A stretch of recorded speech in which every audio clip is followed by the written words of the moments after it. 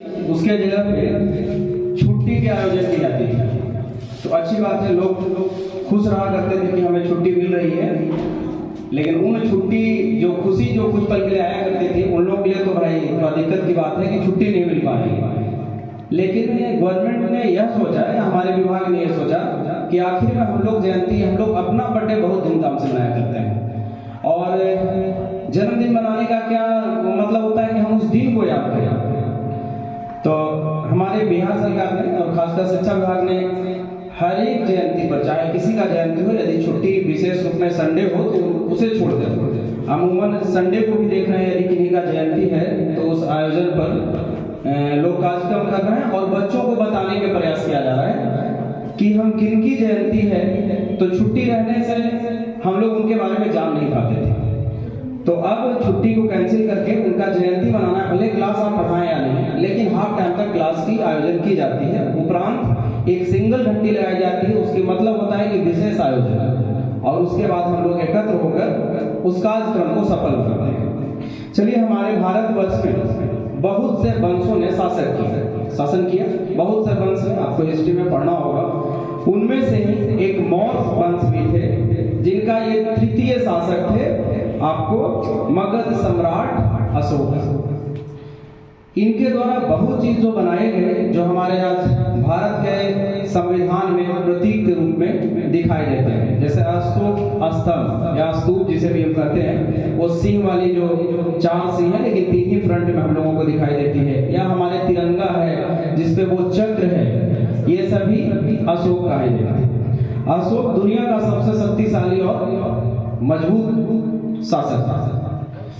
ये अपने, खैर इनको कुछ लोग क्रूर भी कहते हैं, उस समय के शासन काल में कुछ दिनों तक इन्हें क्रूर समझा गया था, क्योंकि अपने लोगों को ही हत्या और कत्ल करके ये शासन में आए थे। और उसके बाद इन्हीं के मतलब पहले जो मगध का साम्राज्य था, उस साम्राज्य में ही कलिंग भी आया करता था, लेकिन इनके पिताजी के कार्यकाल में, बिंदुसार के कार्यकाल में किसी कारणवश वह स्वतंत्र हो गया। तो कलिंग का युद्ध जो है इनके लिए सबसे इंपॉर्टेंट था। उस युद्ध में इन्होंने वहां लड़ा। तो जब लड़ने का उनका वजह यह था कि यदि मैं इस लड़ाई को जीत जाता हूं तो हम सभी को दिल में जगह बना पाएंगे, क्योंकि इनको लिए सभी का जगह नहीं था, क्योंकि इन्होंने अपने परिवार, पापा, भाइयों का, सुनते हैं इनको तो 100 भाई करीब थे, और इनमें हाँ वही 100, तो ये सभी को कत्ल करके अकेले बच के राज कर रहे थे। तो इनसे सभी लोग तो खुश नहीं होंगे, तो ये जो इनका एक अंग अलग हो गया था जो स्वतंत्र था, और कुछ इनकी व्यवसाय में भी, क्योंकि समुद्री तट के किनारे था, तो इनकी व्यवसाय करने में भी दिक्कत हो रही थी। तो इन्होंने वहां युद्ध लड़ा, और वो युद्ध इनकी सबसे प्रसिद्ध और सबसे, हमें लगता है, लास्ट युद्ध था। उनके बाद इन्होंने युद्ध नहीं लड़ा। तो कलिंग का युद्ध में इन्होंने पूरा नरसंहार किया। जब ये वापस आए, जीत भी गए, वहां जीतने के बाद आए थे, बहुत उदास बैठे हुए थे। तो होता है ना घर में, ये अपनी भाषा में अपनी बात को रख रहे हैं। तो लोगों ने पूछा क्या बहुत उदास है? तो ये बोले कि 8 इससे आखिर में हमने क्या पाया? कुछ हम अपना मगध का साम्राज्य बढ़ा ली, कुछ अंश ही तो बढ़ा। और इनका एक भतीजा, जहां से इन्होंने अपना धर्म को परिवर्तित किया, तो उनका उद्देश्य ये था कि इनका भतीजा था, शायद हमें नाम तो याद नहीं आ रहा हो, बहुत शांत रहा करते थे, बहुत शांत। तो उनसे ये पूछे कि तुम इतने शांत क्यों रहा करते हो? तो उन्हें वो बताया कि हम बौद्ध धर्म से जुड़े हुए हैं।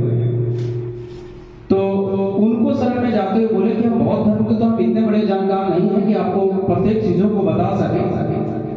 वो अपने एक गुरु से मिलाते हैं इनको ले जाकर के, और ये बौद्ध धर्म से जुड़ जाते हैं। और बौद्ध धर्म में तृतीय शायद एक सम्मेलन हुआ करती थी बौद्ध धर्म का, जिन्होंने ये आयोजन करवाए थे आपको पाटलिपुत्र, जिसमें लगभग 1000 या उसके आसपास कुछ बौद्ध भिक्षुओं ने भाग लिया था।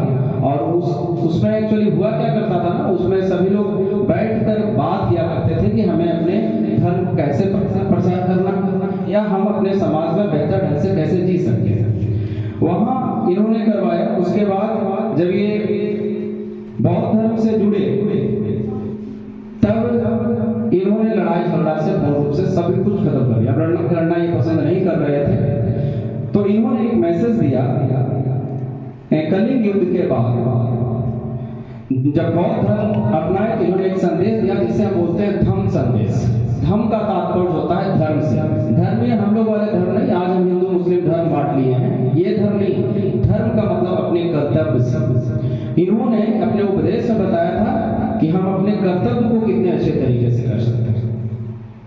और उस समय मगध का सबसे जो साम्राज्य हुआ सबसे अधिक विकसित हुआ।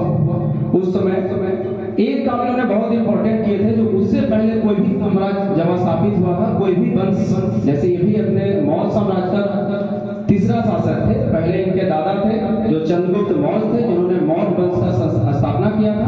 दूसरा इनके पिता हुए बिंदुसार, और तीसरा आपको ये खुद, मतलब ये तृतीय राजा थे आपका मौर्य। इन्होंने एक काम किया था, जैसे लिखने पढ़ने के लिए, आखिर में हम कुछ लिखकर जाएंगे तभी तो हमारे पीछे वाले लोग हमारे बारे में जानेंगे। तो इन्होंने शिला पट पर लिखवाना प्रारंभ किया। ये पहला बार कब स्टार्ट हुआ, ये आपको अशोक के समय। लेकिन एक बार बहुत संभव थे, तो हर एक जगह पे जहां इनका, क्योंकि भाई मगध साम्राज्य तो बहुत बड़ा था ना। अभी हम लोग मान लेते हैं यहाँ पे हिंदी जानते हैं, अगर आपको मराठी लिख दिया जाए, क्या हम पढ़ पाएंगे? नहीं पढ़ पाएंगे। तो इन्होंने जिस जिस जगह पे लिखवाया वहीं के रीजनल लैंग्वेज में सभी जगह पे लिखवाया। तो इनका जो हर जगह पे मगध सम्राट लिखा हुआ था। मगध सम्राट, अशोका कहीं नहीं था। कुछ जगहों पर इनका नाम लिखा हुआ। तो जितने लोग इसे पढ़ रहे थे, जैसे इन्होंने लिखवाया था कहीं सील पर, मतलब पत्थर पे लिखवाए थे, गुफा में लिखवाए थे, और कुछ गुंबज में लिखवाए थे। 3 जगहों पर इन्होंने पत्थर में लिखवाए थे, काट। तो इनका कहीं नहीं नाम था, लेकिन एक जगह से पूरा लिखा हुआ था मगध सम्राट और अशोक, उनका नाम प्रियदर्शी, मगध सम्राट प्रियदर्शी अशोक, मगध सम्राट प्रियदर्शी अशोक। एक जगह ही मात्र मिला, जिस बाद में जो भी खुदाई के बाद जो मिला, उसने सभी ने समझा कि मगध सम्राट का मतलब अशोक। हमारे भारत का या हमारे मगध का सबसे मजबूत और समृद्ध शासक बने। चलिए फिर से हम मगध सम्राट अशोका का जन्मदिन का ढेर सारी बधाइयां, और आप लोग सभी का धन्यवाद।